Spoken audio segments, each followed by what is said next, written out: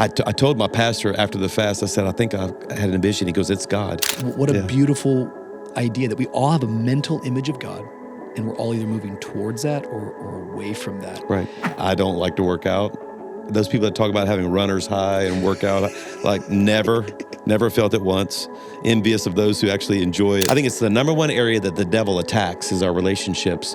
But he's not doing that just to be a bad devil. He's doing that because all of your potential is found in your relational connections. Every person I encounter, there's something to it. There's value in that person. Absolutely. And here's a famous Chris Hodges line that I love. If you don't get better, you will criticize others who do.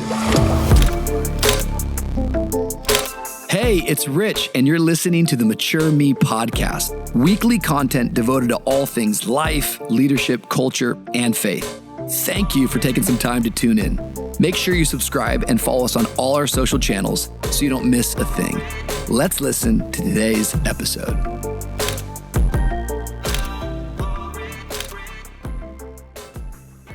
Well, hey, everybody. Welcome back to a brand new episode of the Mature Me podcast. My name is Rich Wilkerson Jr., and I'm so thankful that you are tuning in today, wherever you're at in the world. We are so grateful that you'd spend some time with us.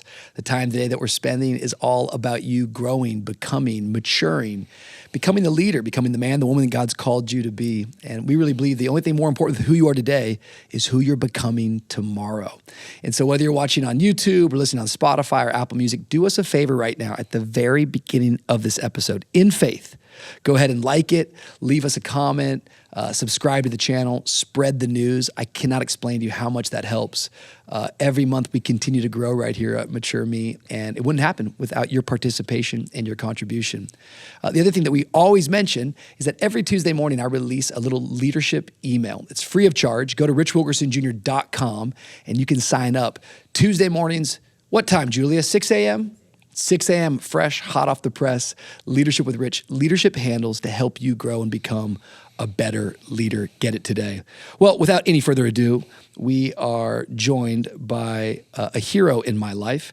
I do not say that lightly. He's actually my pastor, and he's probably not a stranger to you. If you've engaged with anything that we're doing or VU Church, you probably know this man. But before I give you all of his titles, his greatest titles are that he is a child of God, but he's a husband, he's a father of 5, but he leads and pastors Highlands Church, one of the largest churches in America. He leads GrowLeader, which is really shaping and equipping leaders really now all over the world. He was just in Miami getting ready to do a regional event, helping pastors, business leaders grow in their leadership skills. And I really can't think of somebody who's helped me more practically in my leadership than Pastor Chris Hodges. Ladies and gentlemen, for the first time ever, but not the last time, all the way from Birmingham, Alabama, we have the one and the only pastor, bishop, reverend, apostle. I'm going to give you all these titles. Pastor Chris Hodges is here, and now we put the applause track. How are you, sir? I'm great. It's good to be with you. You look amazing. You're a breath of fresh air, my friend. Well, I think that you've been putting wind in our sails from the very first moment we ever met. In fact, I was thinking as we were coming on here, do you remember the first place you met me? Because I remember the first place I met you. Oh, my goodness. So it was love at first sight for me. Was it at a conference? It was at Hillsong Conference. That's what I remember, at least. I do too, yeah. I think you were there with one of your boys, yeah. And in the back somewhere, we started chatting, and I was like, I love this man. Love you, my friend. Yeah, I do remember that. And that was always a fun time to bring my kids to events, just to expose them to what's going on in the body of Christ. In fact, probably their greatest spiritual experiences happen on the road, not even in our own church. Wow. Just get them out of that space, that is home, and letting them experience the world. But yeah, that was a special time. It's kind of interesting sometimes with preachers' kids. It sort of feels like even though we can be in the midst of great miracles and great success, sometimes we just, not even like in a bad way, we use sometimes a familiar spirit, but if you grew up in something, you don't really know how to even begin to appreciate it. And so it's probably a great strategic move. Yeah, I think it's a leadership principle to always think about your change of pace or change of place will give you a change of perspective. So you always need to get out. In fact, this surprises people when I tell them, Rich, that I still study churches. I mean, we are one of the largest in the nation, but I'll pick 3 churches every year. I'm just going to go find something they do better than us. Jeez. And I'm going to learn it. And I always say they're better than us for now. I like that. Because I'm going to bring it home and We're going to put it in our culture. And so I'm a kind of a church nerd, so I love studying, learning, growing. And so I still do that. Well, it's interesting, year after year, so many of us would gather and fly out to Sydney, Australia. We would lose 4th of July. We're still a little bitter at you, Brian Houston. We gave up a lot of great Independence Days. Yeah, we did. But, me going to that for probably 8 or 9 years, I would show up, whether I was speaking or doing something. It's funny because today you were speaking to a bunch of our leaders here in Miami, and I was giving you so much credit for the model of how we do church and how we think. But I remember in 2015 when we were launching, I would tell people, we're trying to be it's like if Highlands and Hillsong had a baby, that's what we want VU Church to be. And I think in many ways, it probably has both of those DNAs a little bit I in believe its so. house. I think you're right. That's really fascinating. I was thinking about that. I was like, oh yeah, I met you there. Yeah. And I think the two great movements that have really shaped my paradigm of ministry. That's pretty cool. That is really cool. Yeah, I like that. I think today so many people know, well, they see the fruit of your work. They see the fruit of your labor. Every year I try to go to Grow Conference and sit in night one of your teaching. Motion Conference, which I've been getting to speak at for many, many years. Every year. Let me go ahead and correct that. You're the only speaker we invite every year. I'm like the camp counselor, that is like part of the team. No, you and DC are opening night. I mean, we have to have you. You're part of the family. I love you so much. Yeah. But I just think that people can see you from a distance and they see the numbers. It's almost like these days, it's almost just hard to say the numbers because people are like, what? They can't even begin to fathom all that. And I want to get there because it's your life's work and it's ministered to so many of us. But I think it's fun as we're talking about mature me and growing. Let's go back to Chris Hodges, how we got here a little bit. Maybe just share a little bit about your story because I always love when you take some time just talking about how you grew up. Yeah. And I think in the ways that you would say it is that you wouldn't have picked yourself. Yeah. I've loved the church literally since I can remember what church was. So I was raised in church. I was literally in the nursery of a church the Sunday after I was born. And I've never had a single Sunday in my life where I've been out of the church. I've always gone. I was raised Baptist, but I loved it. I didn't know God at all, but I loved the church. My parents were very, very committed members. And so when I was 7, I walked the aisle and did the Baptist, tradition. And I always say that was the day I met the church, but I didn't meet God. Wow. But I still loved it. I wasn't against anything. I believed in God, believed in heaven, all of that. But I just didn't have I had no relationship with Jesus. When I was 15, I got invited to a contemporary worship style church. And it was the first time I ever saw Christians in love with God. And I like to tell that part of the story because you got to think about what is attractive to people. We always put so much emphasis on the message and the preacher, but I don't even remember the message or the preacher. I remember the people. I was looking around at them worshiping God and marking their Bibles and kind of into the message. I was always looking at my watch, wondering what time it was over. And it was the people in the congregation that led me to Jesus, not the message or the music. And I just saw people on fire for God, and I thought, I want that. And so at 15, I gave my life to Jesus. I thought it was a rededication, by the way, Rich. And so I told people, I've rededicated my life. But I know now, knowing what I know about the Bible, that was really the first time I ever really got saved. And I say that to say, because when I'm leading our congregation, we're in a predominantly churched area.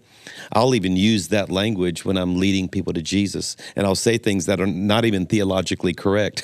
Like, if you're a Christian and you don't know God, well, that's not even really possible. But it makes sense to people who grew up in a church culture. Like, hey, I'm a Christian, I don't know God. And thousands of people have given their life to Jesus just using that language. It was Matthew 7, 21 through 23 that led me to the Lord. I actually led myself to the Lord in my bedroom reading the Bible. Jeez. Where Jesus said, not everyone who calls me Lord is going to go to heaven, which I thought, well, man, that's a problem because that's what they told me to do, is call him Lord. But away from me, you're an evildoer because I never knew you. And so I realized that relationship was what Christianity was really all about. And it's my life message now. That's what I preach to people, is that you can have this vibrant, real, dynamic, personal, enjoyable relationship with a very real God, very alive God. And you can enjoy your Bible, you can enjoy prayer. And so I thought I was going to be the best number 2 guy in the world. That's what I started in church work when I was 20. I'm 61. So I've been doing this 41 years now, and just really wanted to make I wanted to help the vision of my pastors come to pass. And I think that's my gift, honestly, Rich, is that I'm a good at executing something. I know how to accomplish something that needs to get done. I think that's my skill set, honestly, is I can even take complicated things and reduce it down to everybody knows what to do and how to do it. Which is why now that's what I do now. I try to do in the body of Christ is just bring tools and systems and to come alongside great preachers and great anointing. Let me give you some practical things that can help you actually accomplish what you're trying to do. And so never dreamed about being a senior pastor. I was happy to be the number 2 guy. I was doing music. Of course, all of us probably did youth at some point in our ministry journey. Happy as a lark. And in 1999, I went through a year of complete depression with no reason to be depressed. Wow. So I'm happily married, 5 fantastic kids in a home out in the country that I built. Wasn't a big house, but we built it with, something we wanted. And man, I'm just living the dream. I was paid more than I would have paid me as an associate pastor. I mean, there's no reason to be depressed, and I was. And so when our church started, the annual 21 Days of Prayer, we didn't come up with that. That came from my home church, Bethany in Baton Rouge. When we started the annual 21 Days of Prayer in the year 2000, Y2K, and that was the first time I did a total complete fast and water only. And man, I'm telling you, the clarity that I had was unbelievable. It was as if God was sitting right next to me every day, the closeness. And on day 17, I had an open vision of what is now the vantage point of our broadcast location. I saw this 2,400-seat auditorium. I saw myself standing in the place where a preacher stood. And I didn't really, and again, I never dreamed about being a preacher or the senior pastor. And I saw myself ministering to this congregation, but didn't know what city it was in. And so in May of 2000, Tammy and I took our vacation time just to go find a city that we thought we could, start a church. Because I told my pastor after the fast, I said, I think I had an vision. He goes, it's God. He says, it's time for you to be a senior pastor. And I said, what do you do? And he said, God will give you supernatural love for a city. Wow. And don't leave here until you have that. And I said, define supernatural love for a city. He said, you'd be willing to buy your burial plot in that city. That's how much you love it. Wow. I said, okay. So we took our vacation time that year in May of 2000 and traveled to 8 different cities that we thought we could buy a burial plot in, because we just loved it that much. They're all in the Southeast part of America. Again, I have this theory that you minister best to your own testimony. Wow. And I was a, and you can do it in other ways, but my testimony is I was raised in church and didn't know God. And so that can kind of characterize what people are like in the Southeast part of America. They've been in church, but don't know God. So anyway, they were all in the Southeast part of America. And long story short, everything we touched turned to gold in Birmingham. I just didn't know a single person, didn't know how to plant a church, had no money to plant the church. But so we just sold everything. I've never even told my church this part of the story. We sold everything. I had nothing. We sold everything that was sellable that we didn't feel like we needed, cashed out. I didn't have much of a retirement, but cashed it out, put everything into the launching of this church, because there were no church plant organizations. There was no one willing to help you. That wasn't even in the mindset of pastors and churches, to give towards somebody's church plant. So we just did it on our own, and 400 showed up in the first service. 200 came back. After that first year, we had about 600 people in our church. And I know how to communicate a little, and I can do this, right?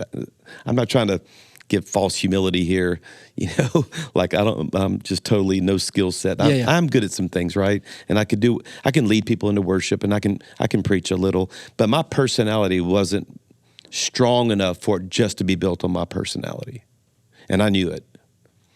So I did 2 things. I went looking for models, and I went looking for mentors. Wow. So I looked for anybody who was doing something that worked, and I would go study it, which is why I was at Hillsong. Yeah. I was there studying something I knew I didn't have, which was culture. If they were good at anything, they were good at worship, and they were good at culture. And I just wanted to be in that and just experience it and try to learn it. And I was behind the scenes trying to figure out is there something that's creating that other than just God? And I want to lean on the presence of God for things, but also wanted to learn some things. I started studying churches. I started studying how to disciple people, studied those that baptized the most, studied those that won the most lost people, had the most attractional churches. I would learn what they were doing. And I kind of brought it all together and started implementing it into our own culture, into our own theology, because I was raised in Spirit-filled, charismatic-style churches and had that theology and was honestly trying to see, can we win souls and be Spirit-filled and can we disciple people? And anyway, I was just, I had models and I had mentors, and all of a sudden this thing started exploding. And I like to think it wasn't based on my personality and my gifting. In fact, Highlands got pretty big and people knew more about the church than they knew about me, which honestly was my goal. And because I wanted something that could almost outlive me. I didn't want it to be around my personality. I'm not against that. I think there's some that God is uniquely gifted and blessed. And anyway, it just started growing, man. And then in about 2011 is when it's only one of 3 times where God's spoken to me so clearly, it felt like it's audible, when he said, now help churches. Help churches who are trying to break growth barriers, help them reach their potential. And since 2011, we now resource more than 20,000 churches to their discipleship courses, everything from their employee handbooks to their how to train small group leaders to how to have services that lost people love to attend and still feed believers. And so anyway, I love the journey I'm on now, Well, it's really, really fascinating. And it's good to hear, because I think sometimes we can see something and hear a stat, but we can forget the story. Oh, yeah. And the story is everything. Even as I'm hearing you say that, like selling everything, it might be kind of hard to go back to that moment, but were you scared? Oh, I was. I had to be honest with you, though, that I thought, that my home church would hire me back. I actually had these thoughts. They'll hire me back. If this doesn't work, I got some sort of a safety net. I felt like I had my buddy Rick Bizet and I planted churches on the exact same day, same hour, and we actually made a deal with each other that if his worked and mine didn't, he'd hire me. And if mine worked and his didn't, I'd hire him. So you felt surrounded. And that deal's still on the table. No. So, you never know in this world, man. Know. Yeah. So that's beautiful. I think one of the things I really appreciate about your story, especially in the culture that we live in today, and by the way, I'm not like a sociologist. I got to be careful as I say the culture of the world. I'm just saying the people I experience and the young people that I meet is that it seems to me that we live like sort of in an instant moment. We want things right now, right this moment. But your story is not that. I like that we're talking Mature Me, because it seems like every year you grow and get bigger and get better. Even the guy that I met 13 years ago, like you're so different in all the positive ways, let me just say that, than even who I met 12 or 13 years ago. It's like there's deeper contentment, more confidence, more authority, more weight on your words, better preacher, better leader. Like that sort of, in many ways, is the hallmark of your life. But you spent decades serving another house under other people's leadership. I really look at even just our story, which is different from yours, but I'm so grateful for the 8 years of serving my dad, of doing all the different jobs, even though I had vision. I'm grateful that I didn't quit in the frustration, because I learned a lot. And I think I want to believe it built character. I got a lot of character I still need to build. But I'm so thankful that I have that experience. Right. And I suppose what I'm trying to get at is I just see a lot of people who forget that we serve a God not of seconds, but a God of seasons. Mm-hmm. And that we have to trust that his seasons are the ones that we're paying attention to. And people want things immediately and right now. And many times I think they leave too early. Yeah. They step out too early. Even stepping out without godly counsel or being surrounded by a great, group of friends. I actually love that you're going, well, yeah, I risked everything. But my home church, I was in such good relation with my senior pastor. He was blessing what I was doing. If it didn't work, he still had a role for me. And my friend over there would have hired me. Right. Talk maybe just about those years of service and your contentment being there, and maybe even just to the wider audience that's maybe at a job right now that's like, I want to go start that business, or, my boss doesn't know what he's talking about.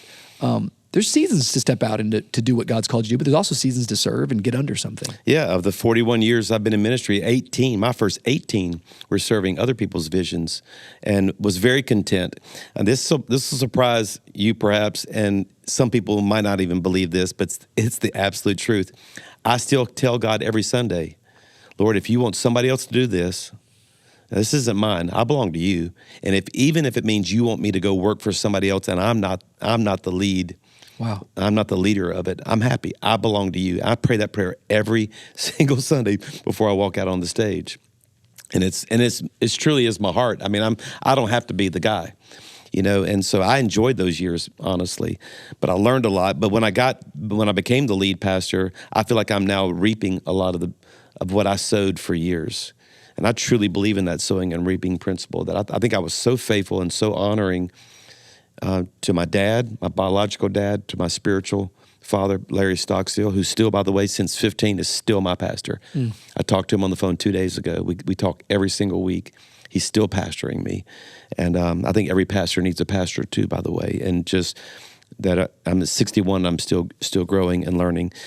But even as I became the lead pastor, not everything we did worked. We went through seasons of what I would call failure. I have always had a tremendous passion for the Great Commission. And I've always believed basically that the Great Commission is that the responsibility of the local church and of Christians is to win the lost to Jesus, to pastor people through their issues and problems, to disciple them, let them grow spiritually so that the church is mobilized and do it in a variety of ways, making a difference in the world around us. I think that's the Great Commission. And so I've always been trying to not only teach it and let people understand it, but it only works if people do it. So the true test of any vision is, do people understand it and actually go live it out? And we had seasons where I could not get people to take those spiritual steps. And so I had this great revelation after a trip to Israel about the 4 cups of Passover from Exodus chapter 6, how the Great Commission that I thought began with Jesus was actually all the way back in the Old Testament, when it shows the 4 cups that Jewish people drink during a Passover Seder, that they completely align to those 4 steps. It was such a huge revelation that I came back and wrote a book on it that nobody read. They should read it. I mean, it was actually some of my worst writing ever. I'm not really a great author, but I've written a few books. Some of them have done well. This one was horrible. His books have done very well. Well, this one did not. But it was my best rev. I mean, it's like, this made so much sense to me. This thing hits you. I was going to lead our whole church to, we're going to be a 4 cups church. What cup are you in? And it was a flop. I mean, because I had explained, because the cups are like sanctification, deliverance, redemption, and praise. And they literally are steps in your spiritual journey that you're saved, you're delivered, you're redeemed, you find your redemptive calling, and then you live a life of fulfillment. It's all there, but every time I tried to explain it, I had to explain Moses, Passover, Egypt. It was just too much, and nobody was taking the steps. And again, you talk about the part that nobody saw, about the grind and about the process and how we never rest on best. And we just we have to get better. We have to get better. We have to get better. Well, nobody was taking the steps. In my frustration, I don't know if I ever told you this story. In my frustration, I know about the 4 cups, but I don't know about the frustration. Okay, nobody was taking the steps. So in my frustration, I put together a focus group of 8 people in Birmingham who were self-professed not Christians. They're not Christians. I am not a Christian, and I go to no one's church. And I told them I'd pay them $100 an hour for their time if they would help me just come up with language they could understand. I'm not even asking you to do it. I'm just asking you to help me to come up with what I call street language to what I believe God wants for people's lives. And they all came in, not hostile toward the gospel, but definitely not open. I said, but will you just help me? And I explained to them what I think the Great Commission is. And then I explained to them the whole 4 cup story. It took me 45 minutes just to explain. And they were all they were into it. And I said, and I believe God has always wanted this for people, but it's hard words like sanctification, and then creepy words for some people, deliverance. Like Sure, yeah. They picture themselves, their head spinning Possessed. and their eyes turning red or something. Yeah, The exorcism. and they weren't into it. I said, what would you have understood? And those 4 completely lost, far from God people came up with know God, find freedom, discover purpose, make a difference. We didn't come up with that. The growth track. That one of them even said, we don't want to grow your church, but if he's real, I sure would like to know him. I want to know God. We're not thinking about you. You guys always think about church. We just if there's a God, if he is real, powerful. I'd love to know him. And deliverance was too big of a word, so they said, but we all have areas of our life. Everybody has an area of their life where they'd love to have some freedom in it. And that is true, by the way. Everybody has an area of their life. Everybody. That if it wasn't in their life would be better. And Jesus, of course, came not just to save you, but he came to help you find freedom from that addiction, that habit, that wound, whatever it is. Beautiful. But then also that again, redemption is a hard word. It's a Christian word. And it means to buy back or to put you back to your original intent. Yeah. That's what the word actually means. Too hard for people far from God, so they came up with discover your purpose. Of course, we know it's a God-given purpose. It's Psalm 139 that all the days ordained for you are written in his book before one of them ever came to be, that God has a plan for your life. And then finally make a difference, which you can never do by yourself. You have to do it with a group of people. And they came up with those 4 phrases, and the whole thing took off. Isn't that something? All of a sudden now, because language creates culture, and language creates clarity. And that's why we worked hard. We were failing, doing the right thing, but in a way that wasn't working. It's one of the parts of the story no one knows of Highlands. And then the whole thing took off.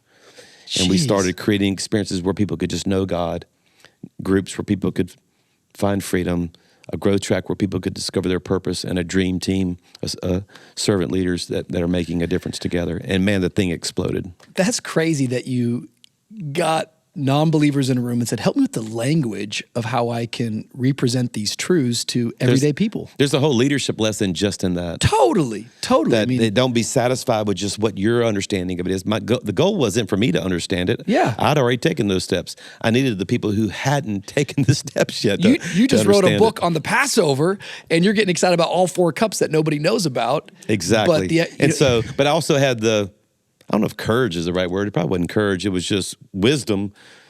Just okay, there's a better way. I didn't oh, no, this is my revelation. I'm just going to keep beating this horse until it works. I think it's humility. I think it's a humility to say, what am I missing here? What's the blind spot? And sometimes we can even find wisdom from a person who doesn't know the way yet. And I think that takes a real leader. It's funny, as you're talking about 4 cups. Years ago, I heard Beth Moore at a conference, and she had all this revelation, and she was preaching on the Passover supper, and she was trying to teach these college students. And so she's like, cup 1, cup 2. I remember she goes, this is the first time that the lamb was on the table and the lamb was at the table. I said, man, I want to go Pentecostal on Beth Moore right now, because she's preaching. She's preaching. You know what I love about you? I mean, you already know this about yourself, but it's what you say you do. You take complicated, deep truths and make them very, very simple. You create powerful lists, handles, but it all comes, the growth track is found in the book of Exodus. It's all over the Old Testament. It's the mission and what God has put on the earth. I really think the Catholic Church should hire you. Because man, you could bring some purpose to those old naves and those cathedrals. You'd have a field day at all those stations of the cross. And probably would, yeah. You would help them grow tremendously. One of my things about you that I love, my wife is from Louisiana, Shreveport, Louisiana. Go Tigers. And so Louisiana is now in my kids' blood. And what's up with Louisiana? Some of the greatest men of God and women of God. It's true. But I'm serious. Is there anything that you can pinpoint? So many amazing men of God. Have you ever thought this thing? It's really Do you true. have any words you can put towards this? Because we could start naming people, because they don't even believe me right now, but it goes way back, even from Jimmy Swaggart to Ted Haggard to Larry Stockstill to Denny Duron to Chris Hodges. Just name after name after name. What's up? So Don Sheree Wilkerson. I don't know, but I do know this, is that it's one of the most unique places in the country relationally. These people, it's the number 1 place in America where people are loyal to their neighbors and will not move away from their family. So they're very committed. And I think there's something to that because I think God builds his kingdom relationally. I think it's the number one area that the devil attacks is our relationships. But he's not doing that just to be a bad devil. He's doing that because all of your potential is found in your relational connections. And so I think there's something to the loyalty. We're very, very loyal to each other. We will, we always say about Cajuns that they'll either kill you or take a bullet for you, kind of a deal. They're very passionate, very, very passionate people. And I think that's it, honestly. I mean, in my own natural mind, that's the only thing I've ever been able to come up with to explain it. But I think there's something to that. When you go back to Pastor Larry, because I can see so many men of God that have come out of that ministry that were touched from there. Anything about that style of leadership or that place in particular, that environment that it's a very unique. So what people don't know about South Louisiana especially is that almost everybody's a mix of someone else. So even like the Creole culture and the Cajun culture is a mix of everyone. I saw less racism and prejudice in that area than any place I've ever been. Wow. And I just think there's something to, I don't know. It's just very, very unique. But spiritually, I think with that comes a humility, a dependence upon prayer. Yeah. I mean, what I learned from my pastor, what I think, if you're going to let me point to something just to my local church, my home church, it'd be prayer. Yeah. I mean, I watched Pastor Larry show up at 4 o'clock. In fact, every Sunday morning, I used to sneak in the auditorium at 4 o'clock in the morning on a Sunday just to watch what a man can do for 3 hours with God. Had no clue. And it was amazing. I mean, back when he was leading the church, it's called Bethany Church now, but it was called Bethany World Prayer Center.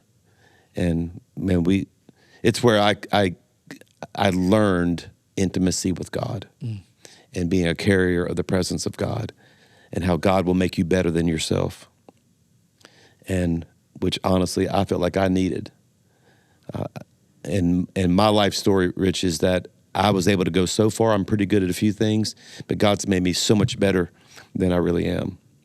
It's beautiful. I tell people when they see what has happened at Highlands or Highlands College, I always say we're not this good. I know it looks good, but we're not this good. And if you make me point it back to one thing, it would be prayer. Well, the thing about when I think about Chris Hodges and Highlands is prayer, the presence of God, disciplined in the spiritual realm, living holy, set-apart lives, yet in the same breath, so much fun. Kind of don't take yourselves too seriously. Louisiana's kind of a fun culture and funny people. Fun. We always say if you can't have fun with a person from Louisiana, it's your fault. Boudreaux. We got to do a Boudreaux moment. Yeah. I don't know if Mature Me even knows what Boudreaux is, but I think that those are my favorite. We'll sit around sometimes with this guy and we'll start telling these Boudreaux jokes. I don't even know where he gets these jokes. I've never yet to ask him, but you got to tell a Boudreaux joke on Mature Me. Something clean, something that doesn't get us canceled. I'm going through the list right now to find something. So my favorite of all time. Explain who he is. First of all, Boudreaux is probably the most common last name in South Louisiana. Okay. So it's like Smith. And then Thibodeau is like Jones. I mean, there's more Boudreaux and Thibodeaux as last names. So they're just your stereotypical Cajun. But my favorite, I don't know if you'll think this is funny, but this is my favorite of all time, is that Boudreaux had this sign in his front yard that said "Talking Dog for Sale." So Thibodeau pulls over and he sees the sign. He goes, "Man, what that talking dog is, eh?" And Boudreaux said, "Well, he's out in the backyard." He said, "Well, can I go see him?" He says, "Sure." So Thibodeau goes in the backyard and he sees the dog and he says, "Are you the talking dog?" And the dog says, "I sure am." He goes, "Oh my goodness, this is amazing." Dog said, "That ain't nothing. I actually have traveled the whole world with the military to bring back intelligence information, and I've saved many lives and I've won many wars." And Thibodeau goes, "My goodness, that's amazing." So he goes back in the front yard and says, "Boudreaux, how much you want for that dog?" He said, $5. He said, "Why just $5? He said, "Because he's a liar. He ain't ever left the backyard." But he can talk. Anyway. I don't don't know why that's so funny to me, but it's so It gets funny. me good. I like them. But they're dumb little jokes. No, they're the best. Yeah, but sometimes we'll get you on a roll. Yeah. On a great night at a dinner, and he will go, and we'll be crying. I used to do stand up. I could do 45 minutes, 50 minutes without notes. I mean, Really? I would just go. Yeah. We got to get you back into that, man. We got to get you back into that. Hey, I'm sorry to interrupt. I know we're having a great conversation, but I want to talk to you about something really important to me, especially if you're a pastor listening right now to the Mature Me podcast. Listen, after almost 20 years in ministry, I know what it means to be in the trenches day in and day out of building the church. And what I have learned is that lasting alone, well, it's impossible. The only way you're going to sustain and the only way you're going to grow is you've got to get around like-minded leaders. That's why we're hosting our VU Friends and Family Pastors Assembly. January 2025 in Miami. It's a 2-day gathering of training and impartation designed for you, the leader, the pastor, to lead with practical and spiritual handles. Last year, we had close to 500 pastors and leaders in the room alone, and I just know that this year is going to be even better. I want you to get registered right now. If you're a pastor, bring your team, bring your spouse, be with us in Miami, VU Church. Go to pastorsassembly.com. Let's get back to the combo.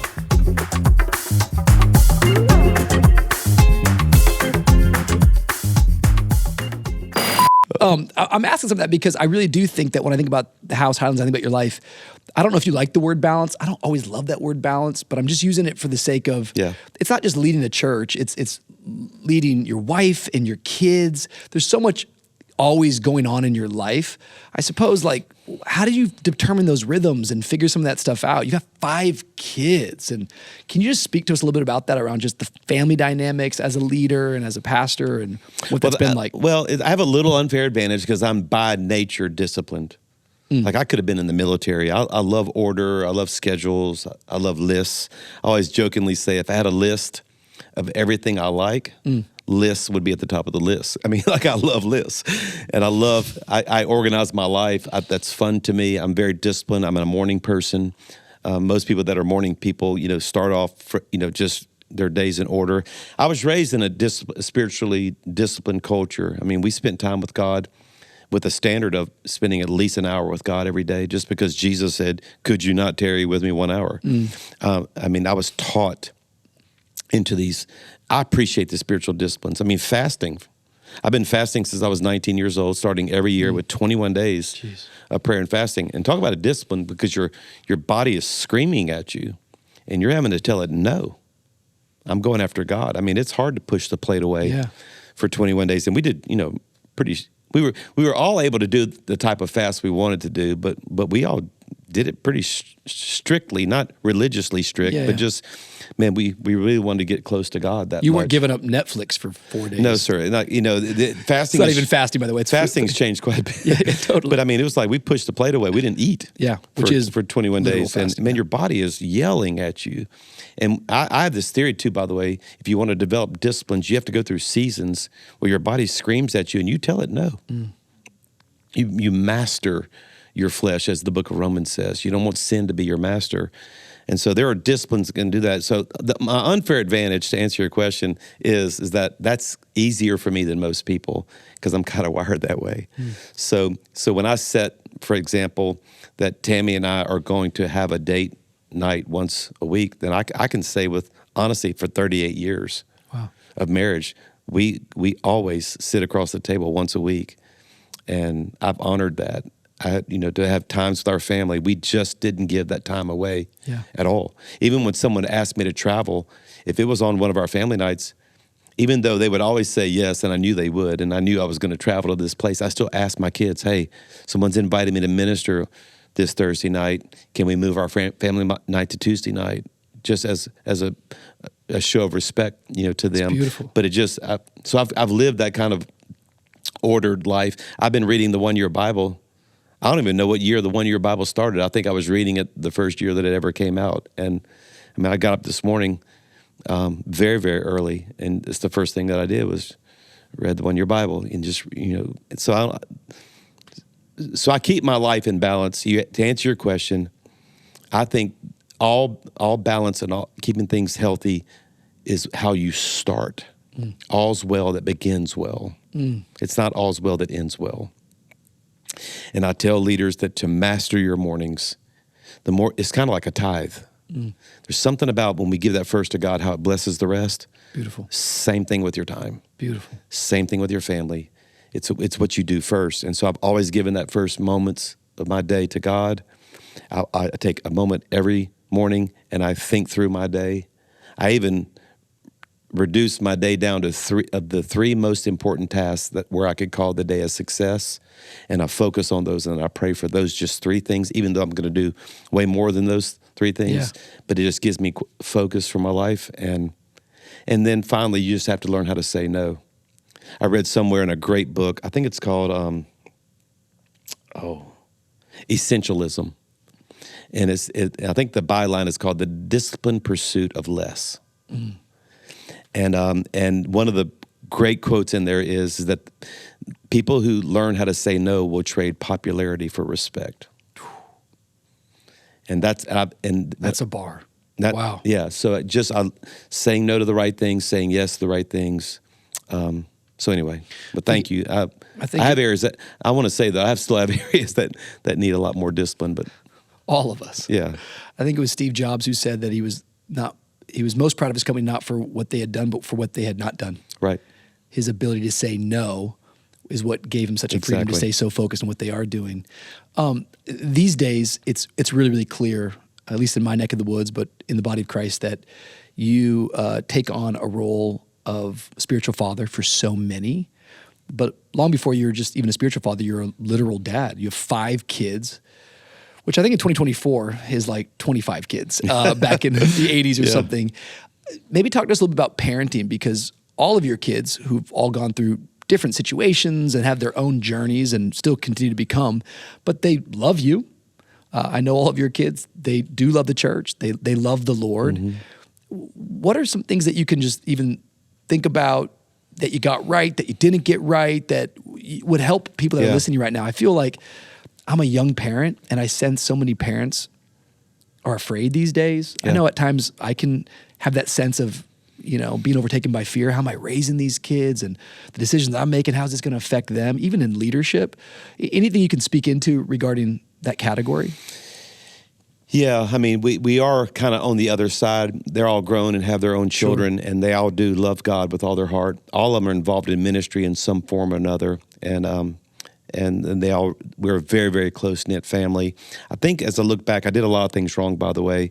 Every time I was absent, it cost me. I'll say that. Wow. Anytime I was absent, it always cost me. Wow. And so you want to stay very present with your kids.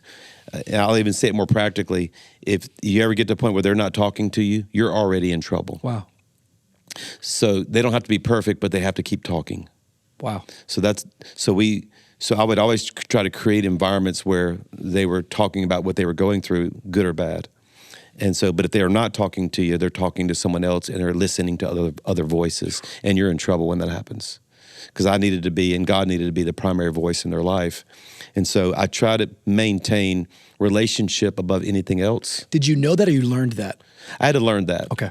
I did the same thing that you're doing. I asked a lot of people, how did you do that? When I see a guy have a gal have great kids, I'm like, okay, tell me your secret.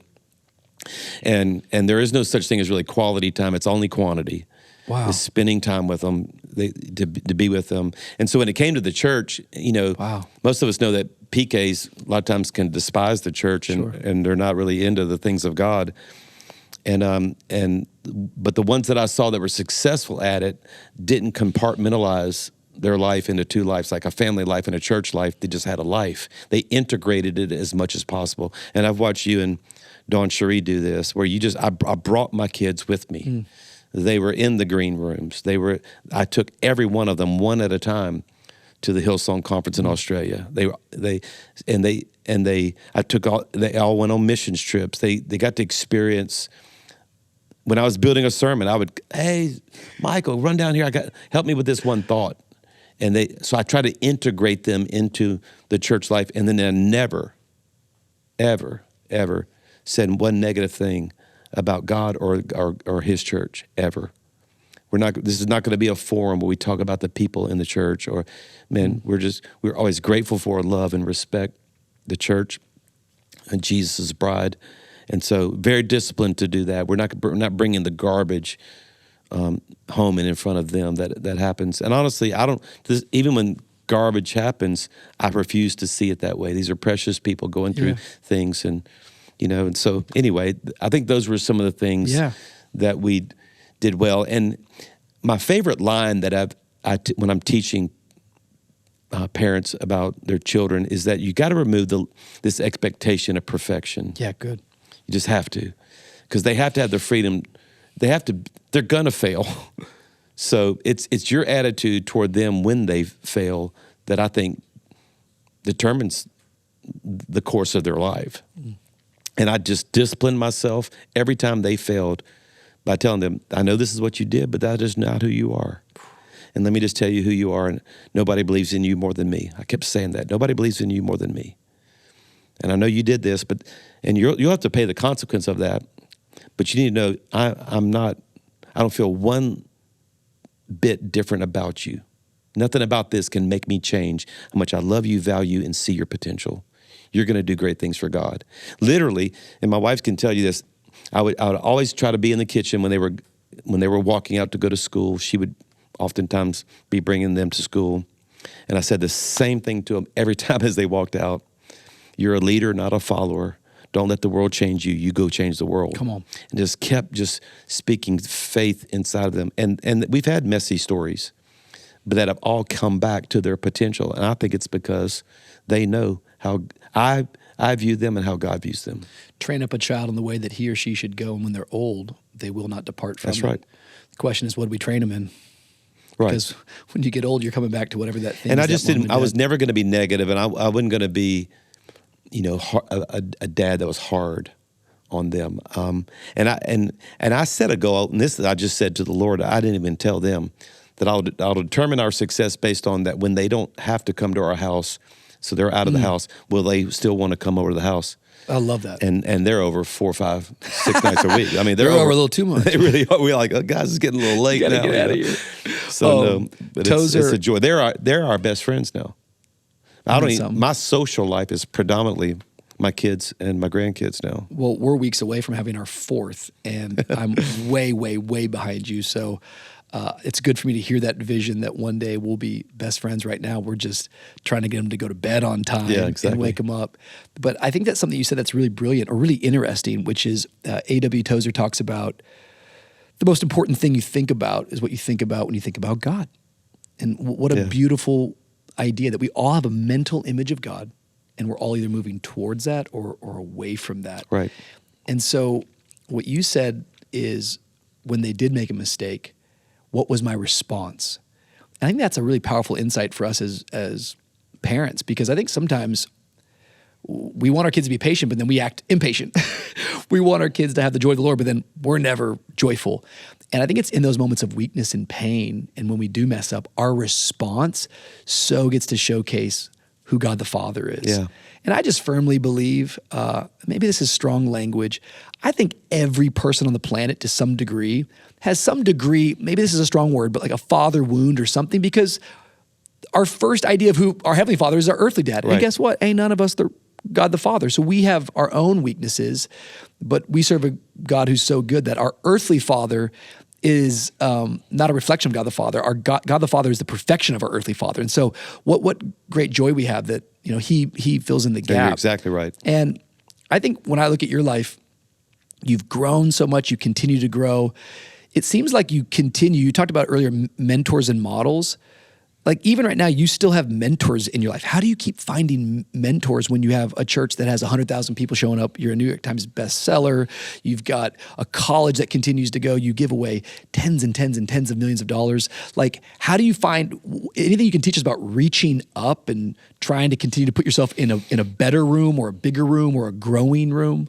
Well, you never need to get to a place where there's not someone speaking into your life. I don't care how old you get, because we all have blind spots. And I have to come to the realization that I still have blind spots. I cannot see, right now, I can't see what's behind me because I only have eyes on one side of my body. But there is something going on behind me. And the question is, who is watching out for that part? And so I invite people into that space, and I always have. And so I still have a very close, open relationship with my pastor.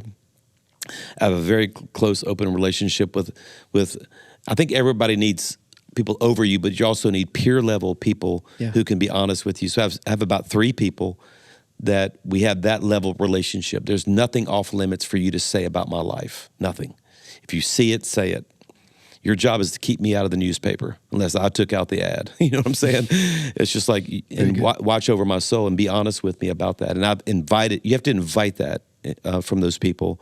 But also mentors, people that I look up to. And honestly, I think you get to a certain point where mentors don't naturally come to you, so you have to pursue them.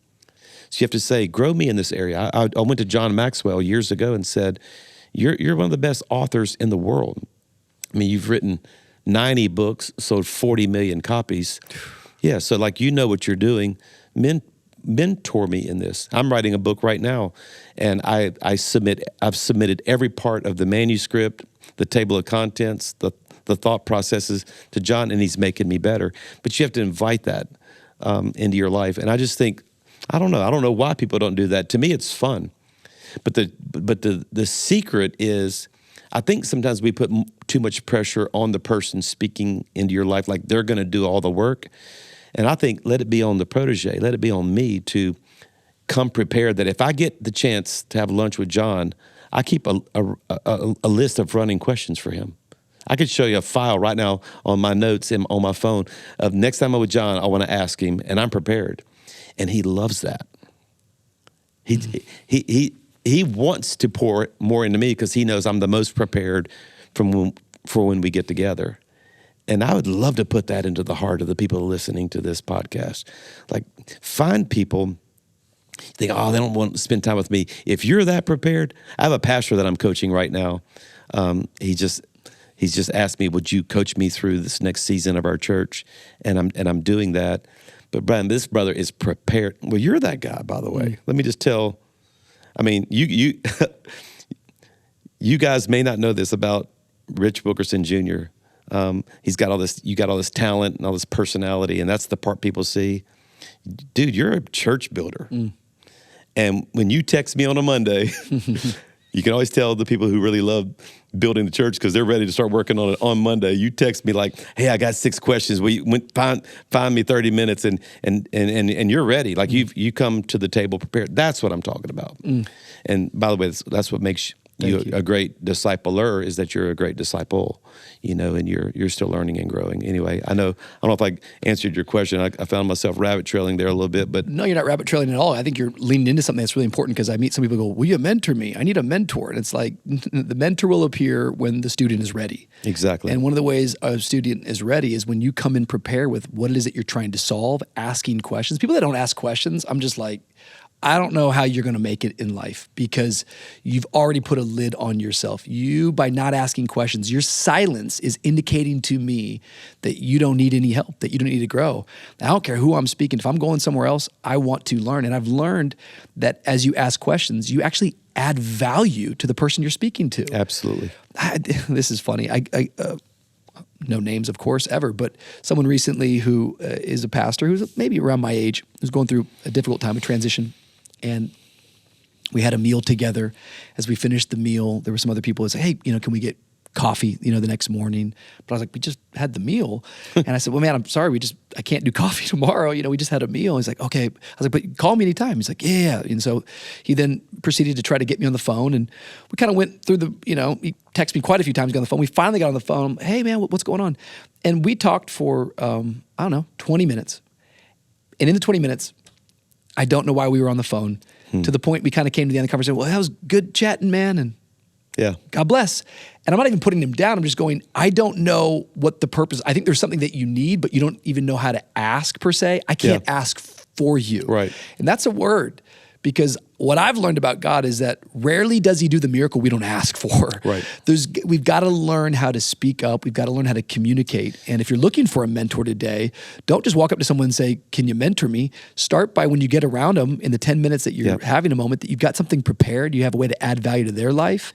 And then you actually have a way to implement what is they've taught you. I feel like as I go back in our relationship, I didn't come up to Birmingham and you teach me the growth track and go, that was cool, we're gonna do something else. Which, by the way, I've seen so many, now we're in some insider stuff. Everyone's like, what are you talking about? But the model of discipleship that you guys have created, I've watched so many people go, you know what? I got a better way. We'll make it 1 week. We'll make it the 5th Sunday, all sorts of different iterations. And I know God speaks to people, but I just came and said, oh, you guys pray 21 days twice a year? We'll do that. Oh, you guys do 4 steps of the growth track? I know it doesn't work in an urban setting. It doesn't. It sure works in Dade County. We've been able to do it. And so I think with that one, it's like, we didn't just come and ask you questions, but hopefully we then implemented the strategies or the things that you said. And maybe we'll edit this out because you won't like it. But some people are an ask hole. Maybe we can't have them on there, but you ask a question, and then it's like, oh, we gave you the answer, but there's a hole. It just you didn't implement. So when you're that person, when you constantly ask a question, you don't implement. So there's a couple of attitudes that are very important. One is you have to truly believe that everybody can teach you something. So go mine the gold. There's gold somewhere in that church, and I still, regardless of the size of the church, I always feel like if you give me a few hours, I'll go find something that this church does better than we do it. And I always say for now, because we're going to take it home, we're going to get better, and they'll come learn it from me next year, right? Because I'm going to try to perfect it. But it's an attitude. And there's second thing is what I call curious intelligence. It's just, I just would love to know. And when I was an associate pastor for those 18 years, I had jobs and responsibilities. It was youth and music. That's the two things that I did. But I just decided one day that I was going to go learn how to do every aspect of church. So I went on a Monday and I watched. I said, can I just sit in here where you guys count the offering from Sunday? I just love to know what that process is. And they allowed me, and I learned that part of church. I asked if I could sit in a counseling session. I got mostly no's there, but I got one yes where this couple was going through something. And while they allowed this brat, associate pastors sit in on their marriage issue, but I got to watch how a pastor ministers to someone in a counseling setting because I had curious intelligence. I went to the soundboard guy, which that thing still to this day looks like, you need something from Star Wars. Oh my God!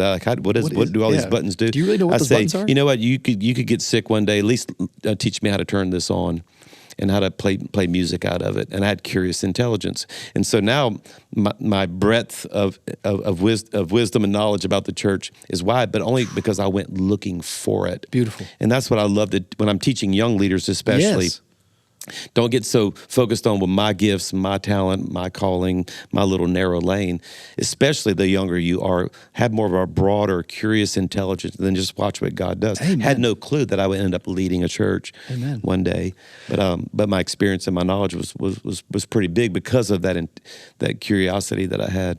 I have a firm belief that I can learn something from every person I meet. But not everybody does, is what I'm trying to say. Totally. They're just they get very content with their. Yeah, I know it. I'm like, every person I encounter, there's something to learn. There's value in that person. Absolutely. And here's a famous Chris Hodges line that I love.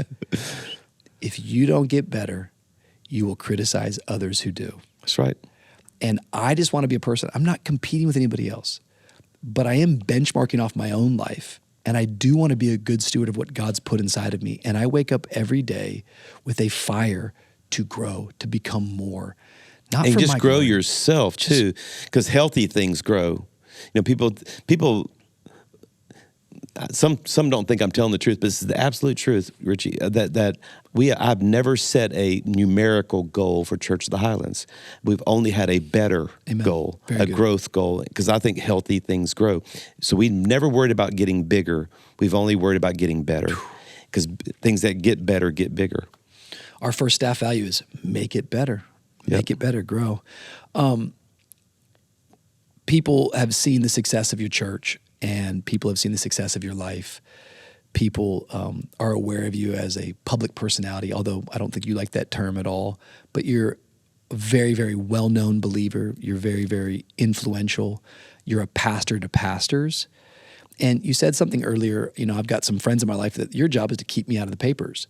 But in the last 10 years in particular, you've been in the papers before. You've been publicly criticized and ridiculed, and you've gone through relationship pain, some much private that we wouldn't know about, but some even public where you've had to deal with criticism or fallout.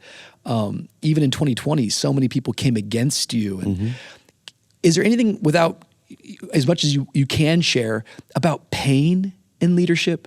criticism in leadership and how you don't quit.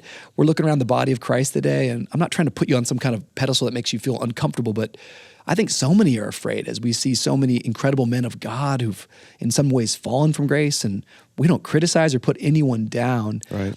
What can you share that we can be privy to towards your mindset, towards your spirit, man, how you've navigated those waters and how you continue to navigate those waters? I know it's heavy and deep. But. Yeah.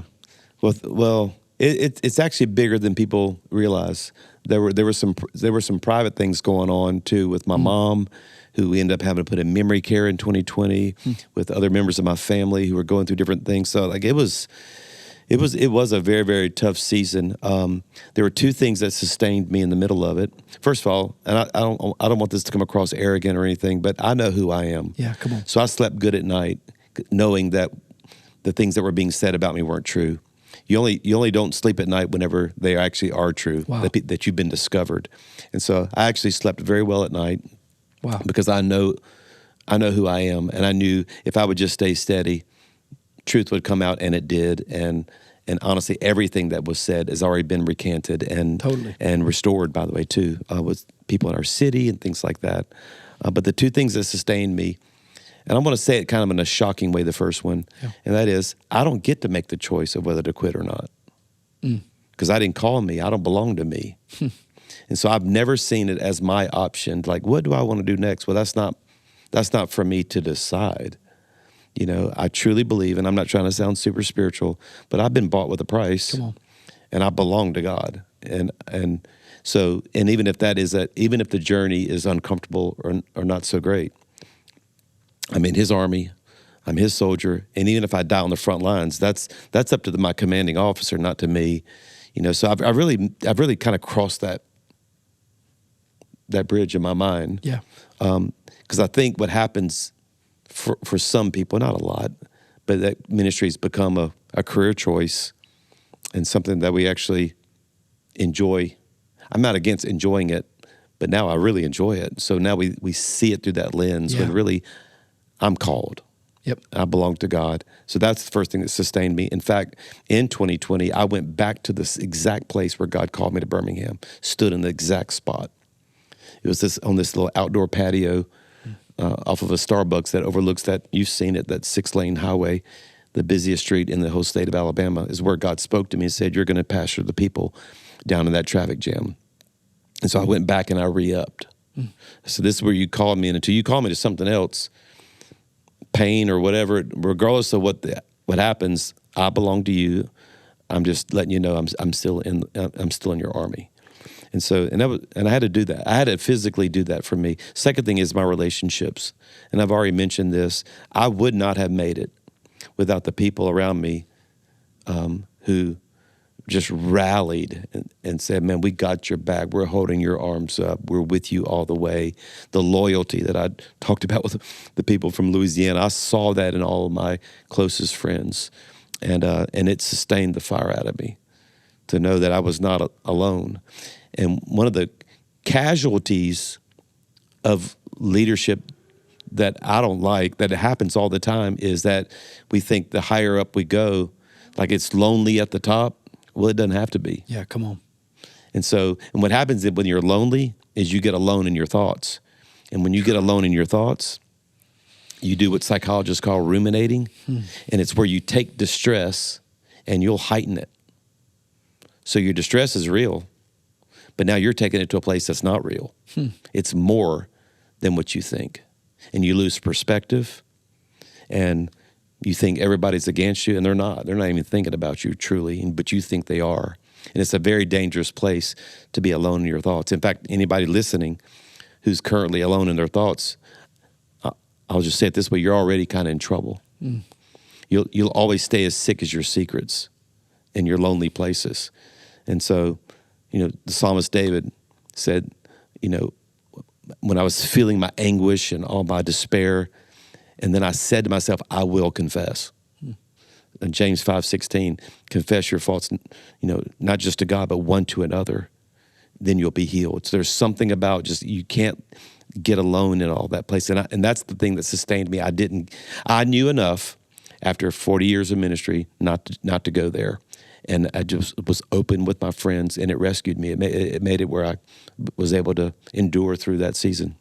I recall a funny story I think I heard you tell one time, and I'll kind of paraphrase it, but I think maybe you were having a tough day and you called your friend Rick Bizette, and then maybe he started telling you about his tough day. Yeah. And by the end of it, you're like, oh, your day's way worse than mine, or something like that, where it was like. And when he told me about his tough day, I was like, oh, bro, what are you going to do? He goes, I think I'm going to go to the driving range and hit a few balls.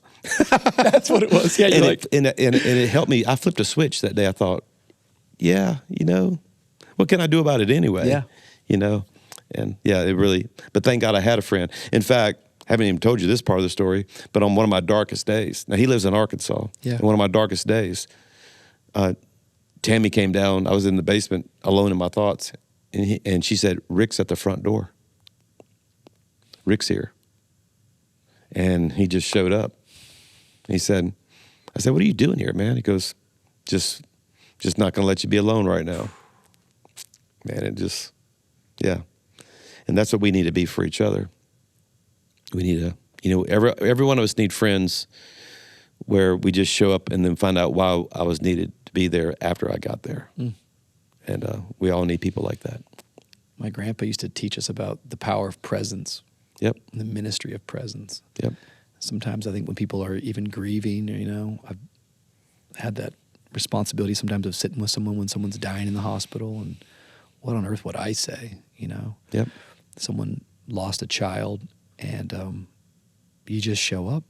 And I think that we need friends that just show up. And that's the kind of friend that you are. That's the kind of leader that you are. I don't think you're afraid of the messy areas of people's lives.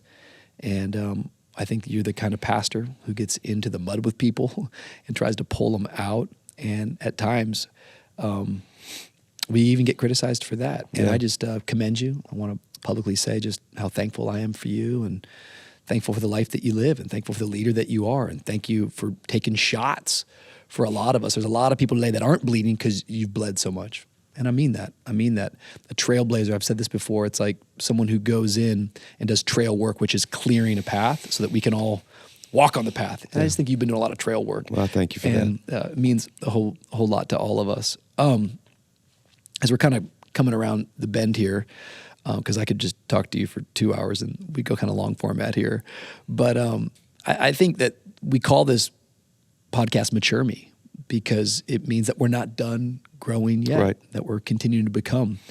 And so we sort of always ask this question, and it's sort of funny to ask it to Chris Hodges, but I'm going to ask it anyways, which is like, however you want to land on it, which is, what's an area of your life today that you need to mature in? What's an area today that you're going, I need to grow in that? I won't say what area of your life is immature, because I don't believe there's a single part, but what's an area that you want to grow, that you're like, hey, right now in this season of my life, and new seasons require new strategies? So it's an interesting question because I actually go through this process once a month. Oh my gosh. Where I have 12 dials. I call them dials. They're dashboards. I have 12 areas of my life. This is so, remember I told you about the list thing? This is the list person coming out again. So I have 12 areas that once a month I grade myself in those 12 areas. I love you. And then I write just one sentence, because I can't handle more than one sentence, of what I'm going to do this month to improve that area. And for the last year, that one area is in my physical disciplines. Just, I don't like to work out. I've never liked those people that talk about having runner's high and work out. Never felt it once. Envious of those who actually enjoy it. My favorite part of the gym is the door leaving the gym. You know what I'm saying? And it's just an area where I got to get better, especially as I'm now in my 60s. I just don't like it. I've never liked it. I just don't like it, and I love my study time so much. Yep. It feels like a crime to wake up in the morning and put my body first, because I'm so creative in the morning, and I love studying the Bible. I could do it for 8 hours a day. I just love. I enjoy preparing a message more than delivering it. I love my study. That is so funny. Opposite for me. Completely, yeah. So that's why and so it's hard for me to. That's why you're pull way better away. preacher than me. Well, I don't know. I'm not a better preacher. I love my Bible a lot, and I love prayer, and I love worship, and then I love my family. So but it's an area where I would actually call myself immature. Where I need to get better. Which you can get by with it for a number of years when you're young. I'm very active. Yeah. And I play golf and things like that, but in your 60s, man, it's not an area where I can get lazy. And so I am on the Mature Me podcast, becoming accountable to the whole. People are going to start following you. People are going to be in your comments wearing you out. Did you work out today? Did he work out today? My guy JP's in here, and I said I got to get back. I love actually fitness type stuff, but I kind of fall off. And right now I'm just trying to be back in the gym actively 4 days a week. And so I came into church the other day. He's like, "How many days a week were you in this week?" I was like, 3. He's like, "Come on, we can do better." I was like, "Hey, bro, I don't need you right now doing this, but and I need you." But JP inspires me. You're speaking about being in your 60s, and. Like I was just saying earlier, like the landscape of the church, there's a lot of people maybe that are afraid of what's going on, but you've always lived with such optimism, hope, excitement. What parts can you share about like your dreams and your visions for the future? I don't think that you're planning on retiring anytime soon. Never. I feel like you're going to work harder. What can you say about the future and the church at large, but even just also what you dream for your future? Well, no slam to those who've retired, but I don't believe in retirement. Yeah. I think I'm going to work while I have breath and have energy, and till my dying days. I'm serving God. I'm so passionate about raising up a generation of young leaders right now, and we're building a university. There's only one like it in the Christian space, where it's been built out of the academy model, like our military academies, like West Point, Annapolis Air Force Academy. I taught religion class at the Air Force Academy back in the late 80s and 90s, and I got bit by this model where you have a university where you go to class, every day, just get your bachelor's degree, but you also have 3 other different curriculums that you're going through at the same time: a character curriculum, a ministry skill curriculum. Our graduates at Highlands College graduate with 800 hours of ministry experience on the day they graduate. Jeez. And then spiritual development. So it's a holistic approach. And Rich, I'm giddy about it. I feel like I'm 20 again, building this vision out, raising money to build dorms and facilities and raise money for scholarships, and I'm having more fun. I'm having as much fun today building this as I ever have in any year of ministry. I'm just having a blast. And it's what I hope to do for the next 15 or 20 years, if the Lord will give me energy to do it, is to be the chancellor of this school and raise up workers in that harvest field.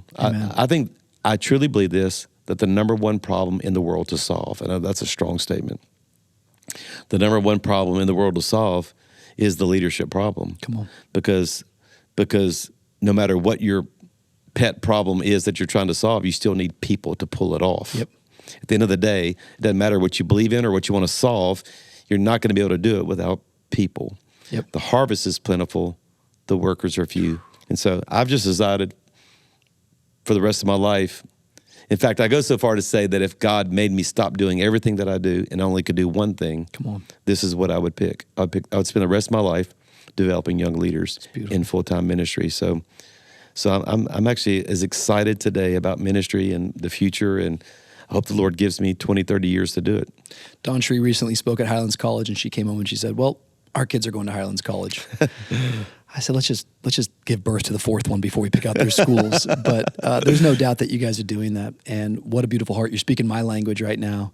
The harvest is plentiful, but the workers are few. And Highlands College, the work that it's doing and who it's developing gets me excited about the church at large, especially the church in America. And I really think our best days are in front of us. Absolutely. Absolutely. And never let the condition of the earth determine what the future's like. Because God does his best work in crisis. Let's go. So, we talk about pandemics and everybody's all freaking out about elections. And look, God does his best work when things are crazy. And so don't despise that. It's not fun sometimes, but no, God does his best work. I truly believe that we're in the best generation ever to do the work of God on the earth. So I heard someone one time say, "Man, it feels like if we just look at the climate, sometimes we can feel like, Lord, this is probably a good time to have like John Calvin on the earth, or like where's Martin Luther now, or where's C.S. Lewis? Oh wait, it's Rich Wilkerson Jr. It's Chris Hodges, meaning that God's not surprised, Right. and God's picked us for this moment. Yes. And he does not call the qualified, he qualifies the called, and we rest assured in that. I get a lot of hope and a lot of inspiration hearing you speak about dreams and visions, even in your 60s, and being more excited about ministry. I heard you say one time, dreams and visions are the language of the Holy Spirit. is. And the fact that you're still dreaming and the fact that you still carry vision just tells me the future is bright. We're going from glory to glory, grace to grace. I love you so much, sir. I love thank you you so much for being with us. I'm proud of you. Thank you. You're doing a great job, I man. love you. I'm following your lead. I mean that. You're the best.